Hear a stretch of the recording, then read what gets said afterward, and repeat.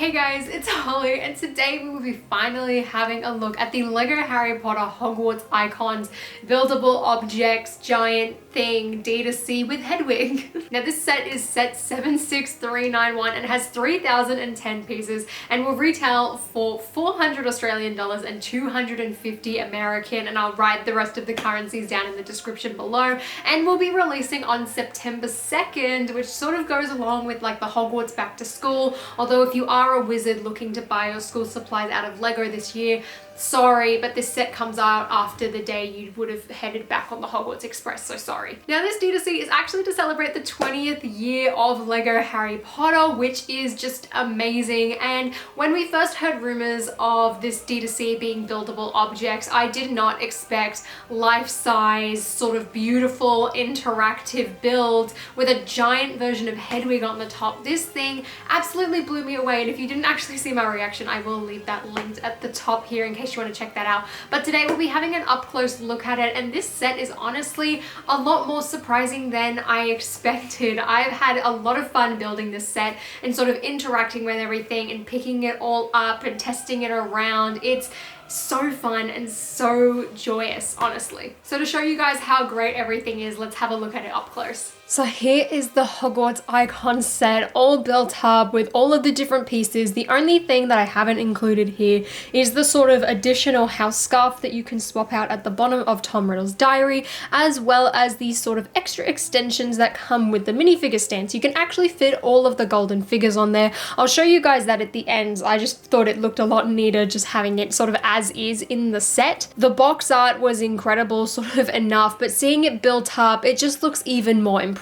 Now, this isn't going to be a set for everyone. There is no doubt about that. I feel like this is sort of in line more so with the Hogwarts micro scale castle, because both of these are very much wow display pieces with some collectible minifigures in them, and I don't particularly see a problem with that. I feel like there's definitely a market for this. However, I do think that out of this and the castle, probably more people will go towards the castle just because of that iconic silhouette, which is a shame really, because I feel like quite a lot of people might overlook this set and its sort of true beauty. So one by one, let's have a look at all of the different items in this set. So the first of our buildable objects is really incredibly simple, and that is Harry's glasses. And these look very, very much like Harry's glasses. They are a bit flimsy though, like this circle and kind of just fall off all over the place. They're not completely stable. Then again, this is an 18+ set, and even though you can stick it on your head as they are life-size and wear them like glasses, as seen here, I had quite a lot of fun playing around with this stuff. You can see that it's going to fall apart. They will sort of fall off your head. I imagine if you have quite a wide head, probably won't fit. These also don't completely hook around your ears, but I'm lucky in a sense that because my head is relatively sort of average, these glasses fit quite well, and they look exactly like Harry's glasses. I mean, I don't know too much else what you'd expect from these. I just wish they were a bit more reinforced here. They just are a tiny bit weak, but then again, I really don't see how that would have been able to be fixed in any sort of way, and at the end of the day, they're just sort of gonna kind of sit and complement the set. I mean, maybe you could wear this as a dress up. I just don't think it's going to be that well done, and in saying maybe, that's exactly what I'm personally going to do. Our next object is a vial of Felix Felicis, which really I don't think completely fits in with the tone of the set, considering a lot of the items seem very sort of earlier on in the franchise, whereas the Felix Felicis came in the Half-Blood Prince. So to me, it just sort of feels like it was kind of thrown in there just because it looks cool and it took up a few extra pieces, but I don't entirely mind, because I think the build of this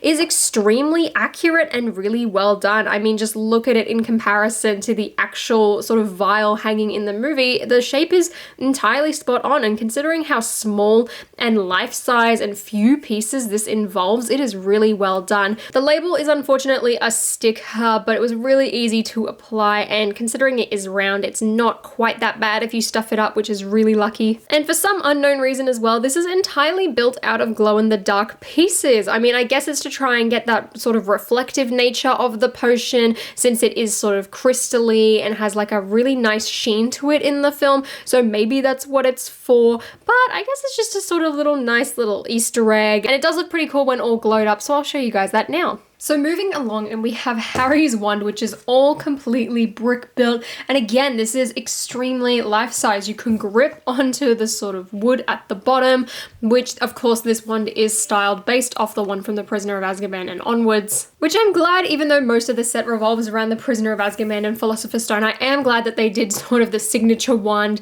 that you typically find in a lot of Harry Potter merchandise. The question is though, is it kind of length accurate? Unfortunately not, but I don't really mind too much considering it does sort of feel like a wand. And the whole thing is really nice and secure. As you can see, it sort of tapers down to this tip, which is actually just sort of one of those support pillar pieces that sticks in the top. When sort of casting some spells, I have had that piece fling off. So it wasn't that great, but at least you can sort of swish and flick and make objects fly. It's pretty great in that regard. The wand can also attach to the base of Tom Riddle's diary using this ball joint piece right at the bottom. I like how it's black, and even though, yeah, it would have been nicer if it was reddish brown, considering it just sort of sits in the book, you can't really see it at all, which is great to see considering a lot of the times you can see joints like that. So here is the main centerpiece itself, sort of including the wand attached at the base, and this build is just incredibly impressive. Hedwig looks absolutely gorgeous, and this is a massive step up from the buildable Hedwig that we saw in 2020. I really like this. So starting off at the bottom, let's have a look at Tom Riddle's diary.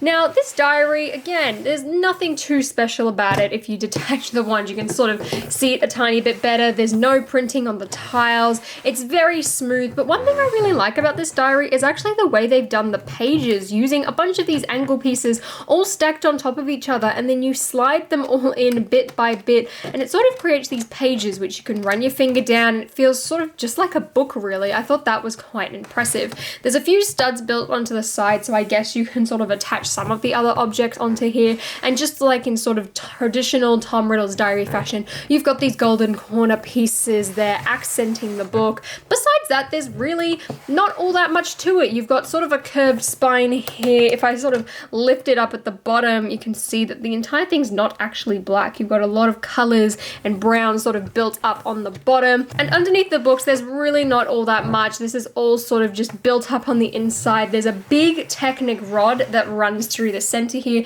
which is actually all disguised through the books and heads into the base of the build. And that way you can actually attach Hedwig onto the top, and that's how that whole system works. It looks incredibly clean from the front and even the sides, and I think the designers did a fantastic job with that. Turning it around to the front, you can see that there is a Gryffindor scarf attached to the bottom, a sort of a bookmark, but not really considering it's literally sat under the book, and this can actually be changed to make whatever house you want. So in the set, you get an assortment of house colors, and that way you can make whatever scarf you fancy. So if you were a Hufflepuff, this entire red section would be black, and you can actually make two of the scarves. So at the same time, I can have the Slytherin scarf as well as the Gryffindor scarf, and they are very easy to swap out. You just lift that entire piece up, and you can see that there's a plate there, and that is how the scarf sort of attaches. So there you go with the Slytherin scarf. Unfortunately, you can't have all four of them built up at once because majority of them reuse the same parts. So for Ravenclaw, this green bit would actually be blue. Moving on up, and we have these two sort of just plain stacked books. In terms of build and build techniques, these books are pretty much exactly the same. There's really nothing all that interesting in them. They're pretty much hollow on the inside.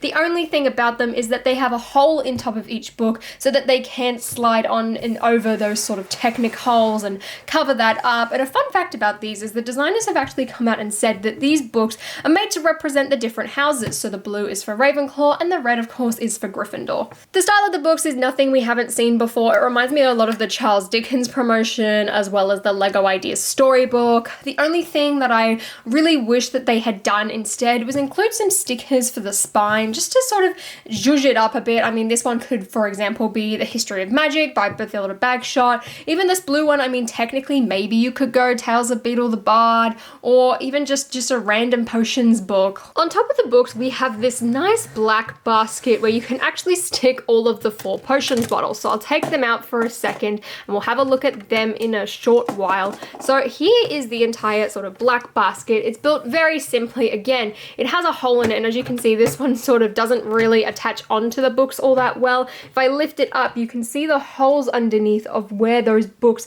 really do sort of slide through and connect under there. So it kind of just gives you a better look at how the Technic really flows through this entire set. Now this basket, again, is really cute. I don't think it's necessarily made of anything particular from the film, but this is a printed piece on the front here and is actually representing Hermione Granger, hence the HG initials. And one great thing about this basket as well is you can actually fit all 4 of the potions bottles. I kind of like to have one sat on top here of this little book just so that it can sort of stand out and you can rotate it and have the labels viewing from the front. But if you really wanted to, you can stick all 4 of them in, or even do what I like to do and chuck in the Felix Felicis in there just to sort of mix it up. So let's go and have a look at these potions bottles. Now, one of my favorite builds out of this set, and one that I feel like is very unique, simple, yet effective, is all of these little potion bottles. So in total, you do get 4 of them, and they are all sort of pictured on the top of the box.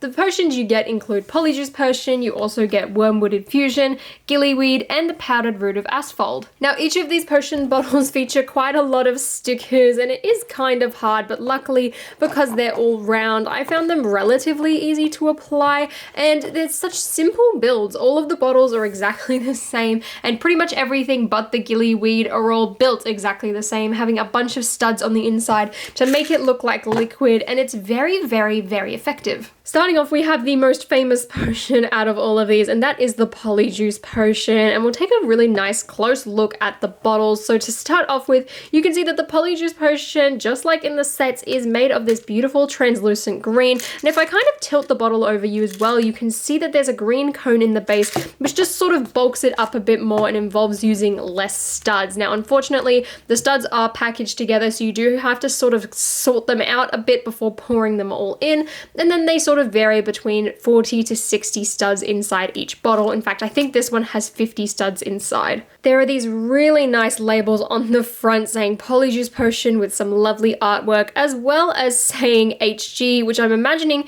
is going to stand for Hermione Granger, and then they all have this sort of number at the bottom, and then this one does not have any stickers on the back. So these entire bottles are built on top of this round plate with these 2 cylindrical half dome pieces. Then you get this really nice sort of translucent sort of cone dome piece at the top, which makes up the entire topper almost. And then you have these 2 pieces made to look like sort of a cork, which I really like the design of, and it can just pop off, which is really easy for you to throw all the studs in, and then you can just sort of stick that back on, and that is your potions bottle. So the only sort of variation between each of the bottles is the sticker on the front and potentially the back, as well as the studs on the inside. The cones as well are slightly different colors, as you'll see here. This one is a dark red, and that is just so that it blends in just a tiny bit better. This sticker as well has a really cute little Hogwarts crest at the top, and again, some really nice markings, a really good border, and because this one is quite large, I found it quite easy to actually stick on the bottle this time, and then you've got a numbered on the back. Wormwood has the least amount of studs, which I quite like since it looks like the potion's sort of half empty, and again, it has a sticker on the back with this really nice triangular sticker on the front. This time it's got dark green studs on the inside and that same green cone at the bottom. And then last but not least, we have the Gillyweed bottle, which I really like the purple kind of contrasting the green. Looks really nice here, and I love the design of the stickers. And this just have a bunch of those little vine pieces sort of lurking inside it, which of course this is a throwback to the Goblet of Fire in the second task where Neville gives Harry Gillyweed in order to survive in the Black Lake. And I really like the design of these potion bottles. They all sit inside of that little black basket. I mean, you could take them out, you could pose them wherever. I just think these are so simplistic yet elegant, and I'm a really huge fan of these. I feel like one of the most underwhelming elements to this set is actually the buildable golden snitch. Now, it does look pretty accurate. I guess size-wise, it's a tiny bit small, but just appearance-wise, it's not all that great. I get what they're doing, and I love the pieces used for it. The fact that we get this really nice, shiny, metallic gold looks fantastic for the base of it, but it all gets ruined by the fact that you have these giant pearl gold wings, sort of using those almost balloon elements that I've seen in quite a lot of sets. They work well for the wing shape, however, it just really looks bad up against the perfect sort of metallic gold that we've had here. I get it would be quite hard to probably plate these pieces in gold, but I would have preferred a brick-built wing. I feel like it would have looked a lot more impressive, whereas this is just, it's all one piece and it sort of feels really slack and just sort of the easy way out. But the actual sort of build for the snitch ball itself, it's very simple, but very effective, and the entire thing attaches onto the set using this Technic joint here. So you'll slide it onto the little axle, and that's how this entire thing hangs off the side of the build. The only thing I can sort of say about that is that I wish the axle was clear and not black, but I can see why they didn't use a clear axle, considering that's just another recolor you'd have to do. So here's where the golden snitch attaches, and as you can see, it sort of slides onto this Technic axle, which just heads back into the main core of the build, and you can swivel this entire thing around. You can also sort of rotate the sort of snitch as is, just because it's on a sort of round cylindrical attachment here. You can move around the wings a tiny weeny bit, but not all too much. And from the front, it does actually look like the snitch is relatively flying. You can't really see the Technic axle all too much, but like I said, I wish this was translucent. I think it just would have looked a lot cleaner, but unfortunately I can see why, and it's only really when you turn it around to the back can you see all of the Technic connections here. And the last thing on the stack of the tower is Hedwig herself, and this is the big sort of wow moment of this set, and she is absolutely gorgeous. I didn't expect Hedwig to sort of be in this set at all. Hearing buildable objects,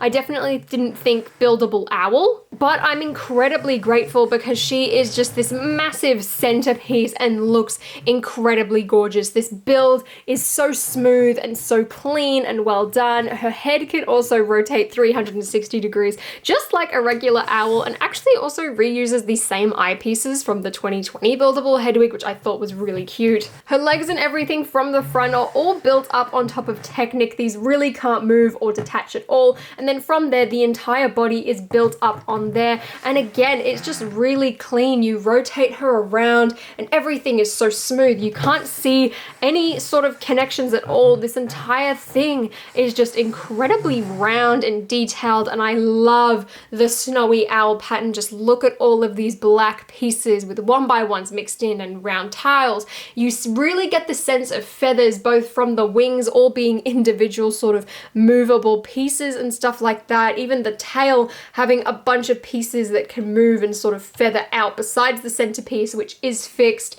It's just absolutely gorgeous, and there are so many different elements and hinge pieces. Admittedly, building this as impressive as sort of the build techniques were, because you had to do everything twice and repeat it, it did get a tiny bit tedious, but it pays off. This model for Hedwig is gorgeous, and the designers did an incredible job. I'm honestly gonna take down my 2020 Hedwig and put her away and put her into storage so I can make room for other sets, because this one takes the cake by far. Well done to the designers. This is just incredible. Hedwig as well does make up a big proportion of the build, taking up almost 10 bags out of the manual, and you can really see that it pays off having all of that extra budget and pieces and scale, because she's gorgeous. It's a glorified version of the 2021 because you literally are still carrying the Hogwarts letter at the bottom. Besides Hedwig, the Hogwarts letter has to be the best part of this set. And this whole thing is built up on 3 giant printed plates that are all stacked on top of each other using these ball joint pieces in order for it to fold. So you can kind of fold it up like that, but then you'll see all of the ball joints. Whereas if you sort of angle it the way it's meant to,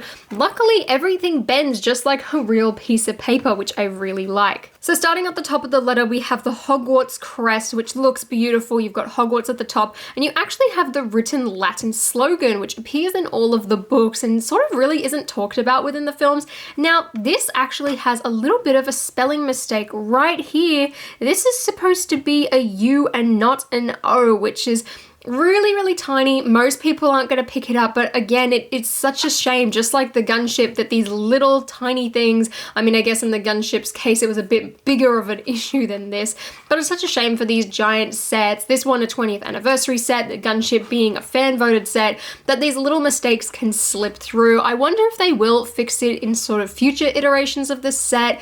I kind of highly doubt it just because of how small it is, and again, sort of like the Daily Bugle, even that one had a spelling mistake. I really wish that the LEGO designers and just quality control in general would take a bit more time and care and really go through and spell check things like this. Next up is sort of the core portion of the letter, which says dear, and then you've got a dotted line which just says blank, which the designers have left on purpose so that you can fill it in. However, if you're like me, you don't really want to go and write on your LEGO, so it's quite a shame. Also, even if you do write on it, you've got this giant dotted line. What if your name's too long? What if it's too short? I wish they just sort of left a blank gap or just wrote Harry in the end.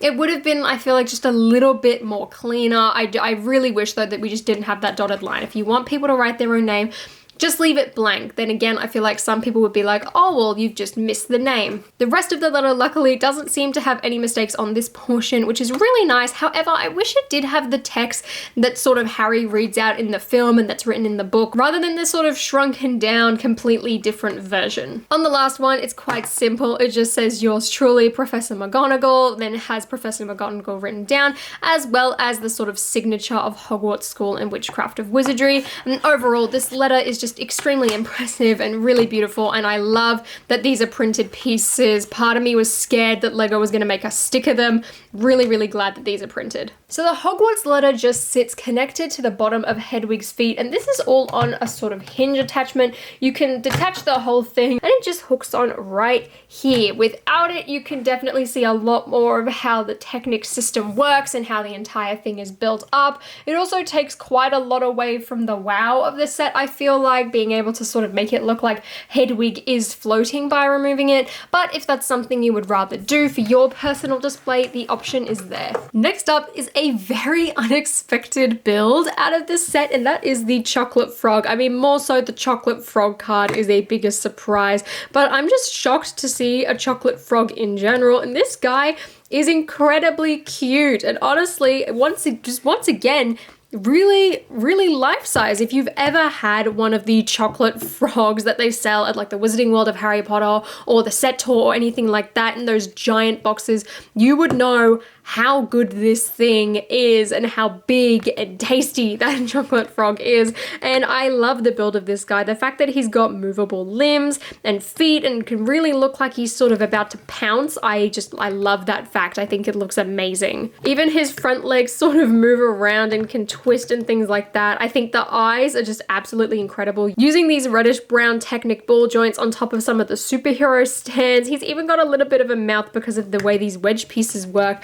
I just think this guy is absolutely insane and really well built, really smoothed off. Honestly, if they could get a chocolate frog to look like this well and this clean, just makes me sad that they couldn't do it for the playset Fluffy, but anyway, that's alright. And last but most certainly not least, we have the Minifigure Stand with the chocolate frog card, and this thing is the highlight of the set for me. It is really just the cherry on top of the cake. I mean, look, Hedwig is beautiful, Hedwig is great, but this is just so unexpected and so beautiful and well done that it made me want to cry, to be completely honest. It's so beautiful and such an amazing way to commemorate 20 years since LEGO Harry Potter existed and 20 years of the films even. I love the design. The fact that Dumbledore literally comes inside of a chocolate frog card I think is genius. I love the design of this as well. It's, again,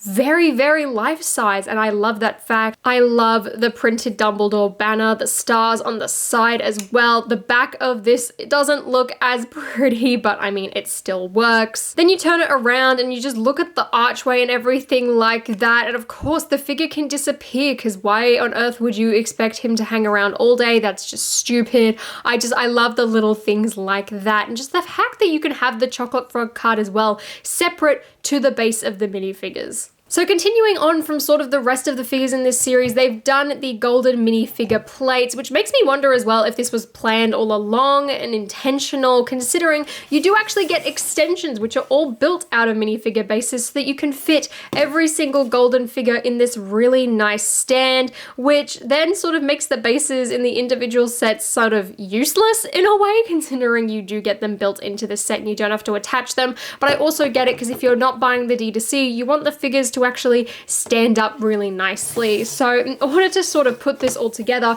you have to take off these two end sections which attach here, and as you'll see there are Technic axles, and that's sort of how the whole thing connects together. You just slide them in there, slide them into there, and then add the two end pieces on, and ta-da, you have this giant chocolate frog golden 20th anniversary beautiful minifigure stand, which I'm a huge fan of. And if we sort of return all of the minifigures into their spots, you can see how great they look all together, and this just puts a giant smile on my face, and I can't wait to put this on my shelf. It's such a beautiful commemoration and really makes up for the really just pathetic fact that all of the sets just had a minifigure and a base like that. Like, this is just so much better, so much more complete, and just it really makes up for that fact in all the other sets. I think this is really the crown jewel of the 20th anniversary set and is really going to be the selling point for a lot of fans. So taking a close look at the figures, first up we have Professor Dumbledore, and I cannot tell you how excited it made me to see him using his CMF Series 2 variant, sort of with the hat and the hair. This to me was always the prime version of the Richard Harris Dumbledore, so to see him be the golden version of the figure, it makes me so happy and so excited. It's interesting though that they didn't use the Michael Gambon version, considering he is on just the regular chocolate frog cards that you'd get from the parks and from the studio tour and all of that.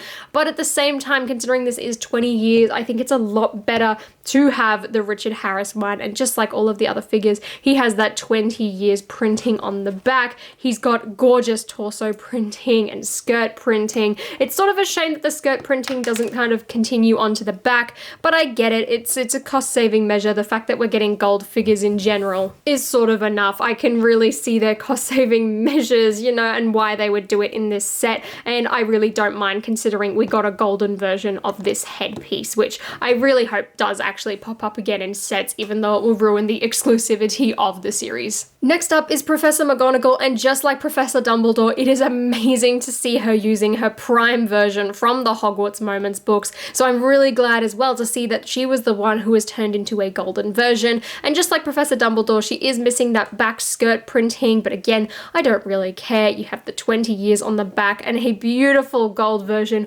of this headpiece. Considering the regular one is on bricks and pieces, it'll be interesting to see if this one actually shows up again there, and just like Dumbledore as well, there is no double-sided head for these figures, but to me it doesn't really matter. These are really sort of just special collector's display pieces rather than let's play around with this figure and make sort of poses out of them like I did when I was a kid. And last but not least, we have Hagrid, and he is the biggest shock to me. I didn't actually think that they would go through and make a golden Hagrid, considering how much I feel like it would have cost to recolor this body and the arms and hair piece and everything like that, but he looks so impressive. The torso printing just looks immaculate. I think they did an incredible job. I also love how they did the 20 years on the back of him, making it look really big and really dominant. I think it looks fantastic. Again, there is no double-sided face, but I really do not care. There's sort of a better look as well at the rest of the torso printing, and I feel like Hagrid honestly has to be one of my favorite of the golden figures. I just think the three that were included in this set